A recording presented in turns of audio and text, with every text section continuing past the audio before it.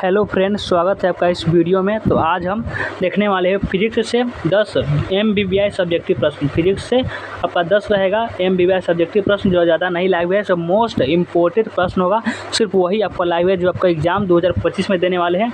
2025 जो आप एग्ज़ाम देने वाले उसके लिए आपका बहुत ही इंपॉर्टेंट आने वाला परीक्षा में प्रश्न लाइव है। सिर्फ 10 ही लाइव है, ताकि आपको ज़्यादा याद करने की जरूरत नहीं है। सिर्फ 10 को समझ लीजिए, आपका इसी में से लड़ेगा प्रश्न। तो चलिए हम समझना स्टार्ट करते हैं सबसे पहला नंबर प्रश्न से। लेकिन उससे पहले आप अगर वीडियो को लाइक नहीं किए होंगे तो वीडियो को एक बार लाइक कर लीजिए, और न्यू स्टूडेंट होगा तो चैनल को सब्सक्राइब भी कर लेंगे। न्यू स्टूडेंट चैनल को सब्सक्राइब कर लेंगे। और अगर आप व्हाट्सअप ग्रुप में ज्वाइन नहीं है तो डिस्क्रिप्शन में लिंक मिलेगा, आप वहाँ से अगर व्हाट्सअप ग्रुप ज्वाइन कर सकते हैं। और वीडियो को शेयर नहीं किया हो तो एक बार ज़बरदस्त तरीके से वीडियो को आप लोग शेयर भी करिएगा। सभी स्टूडेंट को वीडियो को एक बार शेयर कर लीजिए, ताकि बहुत MBBI सब्जेक्टिव प्रश्न लाए हुए हैं। तो चलिए हम क्या करते हैं, देखना स्टार्ट करते हैं प्रश्न। सबसे पहला प्रश्न है कि सबसे पहला प्रश्न में क्या कहा जा रहा है, चलिए समझते हैं। सबसे पहला प्रश्न कि एनालॉग और डिजिटल सिग्नल क्या है। एनालॉग और डिजिटल सिग्नल क्या है, तो आपको लिखना है कि सबसे पहले समझिए कि एनालॉग सिग्नल के बारे में समझिए, उसके बाद समझेंगे डिजिटल सिग्नल के बारे में। तो एनालॉग सिग्नल के बारे में क्या, तो एनालॉग समय के साथ लगातार परिवर्तन की क्रिया करने वाले सिग्नल यानी संकेत को हम एनालॉग सिग्नल कहते हैं। एनालॉग सिग्नल किसे कहते हैं, एनालॉग समय के साथ लगातार परिवर्तन की क्रिया करने वाले सिग्नल यानी संकेत को हम एनालॉग सिग्नल कहते हैं। यह सिग्नल समय के साथ किसी भी वैल्यू में परिवर्तित होने में सक्षम होता है। इसके अंतर्गत ध्वनि, तापमान, थर्मामीटर इत्यादि आती है। इसका PDF भी हम ग्रुप में दे देंगे, तो आप ग्रुप नहीं ज्वाइन किए होंगे तो कर लीजिएगा, डिस्क्रिप्शन में लिंक मिलेगा।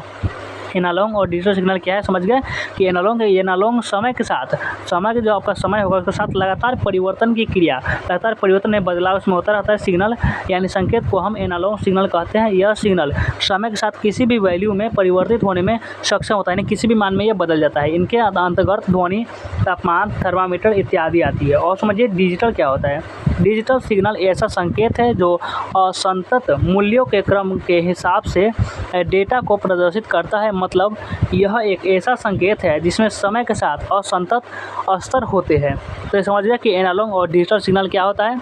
अब चलिए अगला प्रश्न पर कि आपका ये अगला है कि परावैद्युत शक्ति एवं अपेक्षित परावैद्युतांक को परिभाषित करें। परावैद्युत शक्ति एवं अपेक्षित परावैद्युतांक को परिभाषित करना है। तो पहले समझेंगे कि परावैद्युत शक्ति क्या होती है। परावैद्युत शक्ति, तो परावैद्युत शक्ति वैद्युत क्षेत्र का तीव्रता का वह अधिकतम मान जहाँ तक परावैद्युत माध्यम अचालक बना रहता है, परावैद्युत शक्ति कहलाता है। परावैद्युत शक्ति किसे कहते हैं, तो वैद्युत क्षेत्र का तीव्रता का वह अधिकतम मान जहाँ तक परावैद्युत माध्यम अचालक बना रहता है, परावैद्युत शक्ति कहलाता है। या तो समझ गए। और समझिए कि अपेक्षित परावैद्युतांक किसे कहते हैं। अपेक्षित परावैद्युतांक किसी माध्यम का परावैद्युतांक और निर्वात के परावैद्युतांक के अनुपात को माध्यम का अपेक्षित परावैद्युतांक कहा जाता है। तो आपका हुआ ये समझिए कि परावैद्युत शक्ति और अपेक्षित परावैद्युतांक को परिभाषित, दोनों को परिभाषित कर दिए। और चलिए अब अगला प्रश्न पर आते हैं। अगला प्रश्न है कि कण के गुण बताइए। कि कण के गुण आपका ये काफ़ी इंपॉर्टेंट प्रश्न है, ये हमेशा पूछा जाता है। आपका ये सबसे ज़्यादा MBBI प्रश्न है। इसको तो आपको याद होना चाहिए, इसको 100% आप इसको याद कर लीजिएगा। 100% इसको आप याद कर ही लीजिएगा, क्योंकि ये बहुत ही BBI प्रश्न है। BBI से भी BBI प्रश्न समझ सकते हैं इसको, क्योंकि ये हर साल पूछा जाता है। क्वेश्चन बैंक में आप देखेंगे तो ये प्रश्न तो होगा ही होगा। आप एक बार क्वेश्चन बैंक चेक कर लीजिएगा, यह प्रश्न आपको देखने को मिलेगा कि कण के गुण को लिखे। तो कण के गुण को कैसे लिखिएगा कि कण का जो गुण है वह निम्नलिखित है। और लिखना स्टार्ट करिएगा कि निम्नलिखित है। उसमें सबसे पहला लिखिएगा कि इस पर धनात्मक आवेश +2 इलेक्ट्रॉन -1 के बराबर होता है। और दूसरा में लिखिएगा कि इसका भेदन क्षमता कम होता है और ये विद्युत तथा चुंबकीय क्षेत्र से निक्षेपित हो जाता है। क्या लिख दीजिएगा, कण के गुण आपका हो गया। और आपका चलिए अगला जो है इस प्रकार से कि भूतरंग क्या है। भूतरंग क्या है, जो आपका ये भी बहुत ही इंपॉर्टेंट प्रश्न है कि भूतरंग क्या है। तो लिखिएगा आंसर में, भूतरंग संचार में रेडियो तरंगे पृथ्वी की सतह से गुजरती है। पृथ्वी की सतह से गुजरने वाली रेडियो तरंगे को कि भूतरंगे कहा जाता है। भूतरंगे किसे कहते हैं, तो भूतरंगे संचार में रेडियो तरंगे पृथ्वी की सतह से, जो आपका ये पृथ्वी है, समझ लीजिएगा आपका ये पृथ्वी है, आपका ये पृथ्वी हो गया, आपका ये हो गया क्या, पृथ्वी। आपका समझ लीजिए ऐसा कि पृथ्वी हो गया। और इसके सतह से क्या करेंगे, इसको सतह से जो गुजरेगा, पृथ्वी की सतह से गुजरने वाली रेडियो तरंगे को ही भूतरंग कहते हैं। सतह हो गया और इस पर समझ लीजिए कैसे जा रहा है, तो आपका रेडियो तरंगे ये हो जाएगा, रेडियो तरंगे। तो समझ लिया कि भूतरंगे क्या है। और चलिए अगला प्रश्न पर कि नाभिकीय नाभिकीय बल क्या है, नाभिकीय बल, इसके गुणों को भी लिखना है। नाभिकीय बल क्या है ये भी बताना है और इसके गुणों को भी लिखना है। तो नाभिक के भीतर उपस्थित वह प्रबल आकर्षक बल जो न्यूक्लियनों या न्यूट्रॉनों और प्रोटॉनों को परस्पर बांधे रखता है उसे नाभिकीय बल कहते हैं। नाभिकीय बल किसे कहते हैं? तो नाभिकीय बल नहीं समझे, नाभिक के भीतर आपका नाभिक होगा, समझ लीजिए जैसा कि आपका नाभिक है और इसके जो भीतर होगा नाभिक के भीतर परस्पर बंधे, नाभिक के भीतर उपस्थित वह प्रबल आकर्षक बल जो न्यूक्लियनों के परस्पर बांधे रखता है, यानी कुछ होगा जिसको यहाँ पर समझ लीजिएगा यहाँ पर बांधे रखता है उसे नाभिकीय बल कहते हैं। अगर अच्छा गुण पूछे तो गुण लिखिएगा कि नाभिकीय बल आकर्षक बल होते हैं। ये क्या होते हैं? आकर्षक बल होते हैं। नाभिकीय बल अत्यंत लघु परासी बल होते हैं। नाभिकीय बल अवैद्युत तथा अगुरुत्वीय भी होते हैं। नाभिकीय बल अत्यंत प्रबल होते हैं। तो यहाँ पर हुआ क्या, नाभिकीय बल क्या हुआ, ऐसे गुणों को लिखना है तो गुण को भी आप लिख दिए। और चलिए अगला प्रश्न पर।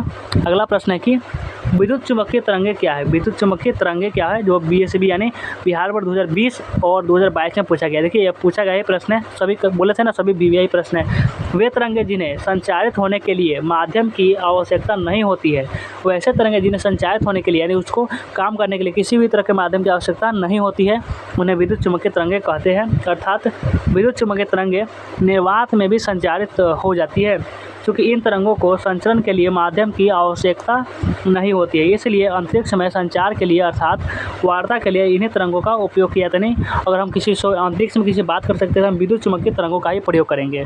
तो अगला प्रश्न है, अगला प्रश्न कि शंट के दो उपयोगों को लिखिए। शंट का उपयोग तो आपका एग्जाम में बहुत पूछा जाता है, शंट का पूछेगा तो पूछेगा शंट का उपयोग बताइए। तो शंट का उपयोग दो लिखिएगा। शंट का उपयोग निम्नलिखित है। सबसे पहला, शंट लगाकर किसी भी धारामापी को अमीटर में परिवर्तित किया जा सकता है। शंट लगाकर किसी भी अगर धारामापी है उसको अमीटर में परिवर्तित कर सकते हैं। और दूसरा, यह धारामापी की कुंडली को जलने से बचाता है। वह धारामापी की कुंडली किस कारण से जल रही है तो उसको शंट लगाएंगे तो वह बच सकता है। और आपका अगला प्रश्न है, थॉमसन प्रभाव क्या है? थॉमसन प्रभाव क्या है? जब एक असमान गर्म कंडक्टर के माध्यम से धारा प्रवाहित होती है, जब एक असमान गर्म कंडक्टर के माध्यम से अगर धारा प्रवाहित होती है तो धारा के प्रवाह के दिशा के आधार पर कंडक्टर की लंबाई के साथ गर्मी विकसित या अवशोषित होती है। इस प्रभाव को थॉमसन प्रभाव करते हैं। अगर आपको अच्छा लग रहा है तो वीडियो को लाइक कर सकते हैं। थॉमसन प्रभाव क्या है? तो जब एक असमान गर्म कंडक्टर के माध्यम से धारा प्रवाहित होती है तो धारा के प्रवाह की दिशा के आधार पर कंडक्टर की लंबाई के साथ गर्मी विकसित या अवशोषित होती है और इसी को थॉमसन प्रभाव कहते हैं। ये आपका बहुत ही एमबीबीआई प्रश्न है, इस सबको आप याद कर लीजिएगा, कॉपी में नोट भी कर सकते हैं। तो चलिए अगला प्रश्न पर चलते हैं। आपका अगला प्रश्न है कि अल्फा किरणों के गुण को लिखना है। तो अल्फा किरणों के गुण क्या होता है उसको ही आपको लिखना है। तो लिखिएगा अल्फा किरणों के गुण जो है वह निम्नलिखित गुण है। सबसे पहला कि वास्तव में वह कण हीलियम नाभिक है, अर्थात इस कण में 2 प्रोटॉन तथा 2 न्यूट्रॉन होते हैं। ये आपका पहला गुण हो गया। दूसरा, ये किरणें फोटोग्राफिक प्लेट पर प्रभाव डालती है, यानी फोटोग्राफिक प्लेट को भी ये बहुत प्रभावित कर देती है। इन किरणों की चाल प्रकाश की चाल से काफ़ी कम होती है, बहुत ही प्रकाश की चाल से बहुत ही कम चाल होगी। वह कणों की वेदन क्षमता बहुत कम होती है और कणों की वेदन क्षमता भी बहुत इसकी कम होती है। तो ये आपका हुआ अल्फा किरणों के गुण हुआ आपका। और ये क्वेश्चन है कि आपका लास्ट क्वेश्चन है, ये आपका लास्ट क्वेश्चन है। आपका सब एमबीबीआई प्रश्न था, इसमें चुन के लाए हुए थे तो 10 प्रश्न ही था। फ्लेमिंग के दाएं हाथ के नियम को लिखना है। एक बार दाएं या बाएं ये तो पूछेगा कि फ्लेमिंग के दाएं या बाएं हाथ का नियम बता दीजिए। तो यहाँ पर देख सकते हैं 2022 में पूछा भी गया है। तो लिखना कि यदि हम अपने दाहिने हाथ की तर्जनी मध्यमा और अंगूठा को एक दूसरे के लंबवत फैलाते हैं कि अंगूठा चालक की गति की ओर इंगित करता है और तर्जनी चुंबकीय क्षेत्र की दिशा की ओर इंगित करता है, तो मध्यमा हमें परिपथ में प्रवाहित होने वाली प्रेरित धारा की दिशा प्रदान करेगी। क्या करेगी? दिशा प्रदान करेगी। आपका कौन? ये आपका मध्यमा। तो आपका ये हो गया फ्लेमिंग के दाएं हाथ का नियम। तो आप याद तो समझ गए। हमने आपको 10 एमबीबीआई प्रश्न बताया, आपको कैसा लगा एक बार कमेंट पर लिख दीजिएगा। कमेंट आप नहीं करते हैं, कमेंट करना है, आपको सभी स्टूडेंट को कमेंट करना है और लाइक और सब्सक्राइब नहीं किए होंगे इतना तो आप कर लीजिएगा। तो चलिए हम वीडियो को अब एंड करते हैं और मिलते हैं फिर किसी नेक्स्ट वीडियो में।